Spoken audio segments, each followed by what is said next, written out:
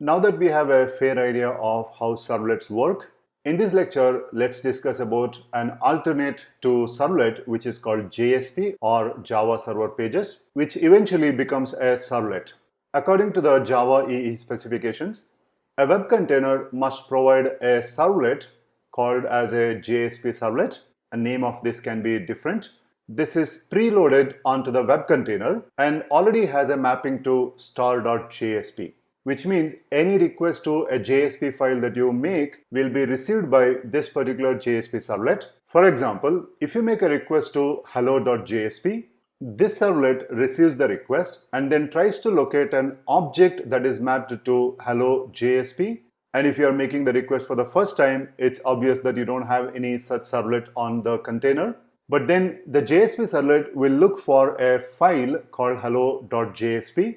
Typically that will be kept in the root of your web applications. And this JSP file gets translated into a Java source code. This phase is called as translation phase. It is possible that your JSP may have some syntax errors and the translation may fail. In case if there is a translation error, that is reported to JSP servlet as an exception, and the JSP servlet will give the error code 500 back to the client. But if the translation is successful, you have a Java source code in hand, and that Java source code gets compiled into a bytecode. This is called compilation phase. Now during the compilation phase, also it is possible that you may have some syntactical errors in Java source code. If compilation fails for whatever the reason, this also is reported to the JSP servlet as an exception, and JSP servlet will give the error code 500 back to the client with a complete stack trace. But if the compilation is successful, this class is now considered as a servlet and that gets instantiated and loaded into the VM. Also, this servlet is mapped to the file name. So in our case, it's going to be hello.jsp.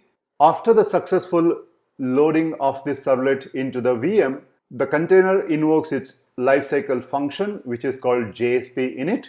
Once the init is done, the servlet object is now ready for serving the client. Now that the JSP servlet finds an instance of a servlet that is mapped to hello.jsp, all it does is it invokes the appropriate service method. In the case of a JSP, it's called _JSP service. And this contains all the HTML content or the Java content that you would have written in your JSP, and the HTML content is written to the response. The JSP servlet will take that response, give it back to the client. So from now onwards, any client making a request to the hello.jsp, the JSP servlet can find an instance of servlet that is mapped to hello.jsp. However, it is possible that you may make some changes in your source code, but when you save your source code, the timestamp on the JSP is newer compared to the timestamp of the .class file.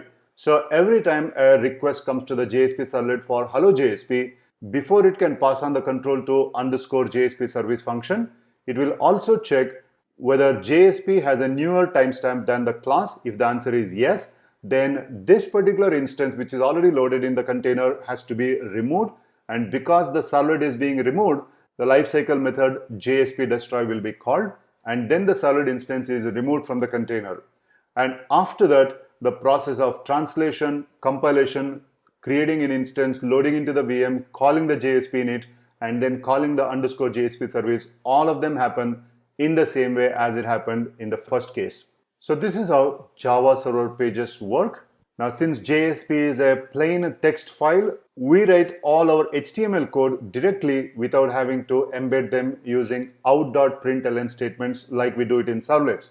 However, we write the Java code using some special brackets. We generally call them as scriptlets and declarations. We will discuss about the same in the subsequent lectures. So while a servlet has Java code and we embed HTML in it, JSP is like an HTML code where we are embedding Java. In ideal scenarios, servlet should not contain any HTML code, JSP should not contain any Java code. And this is achieved using what's called model view controller pattern, which we will discuss again in the subsequent lectures. In the next lecture, let's have a look at our first JSP file.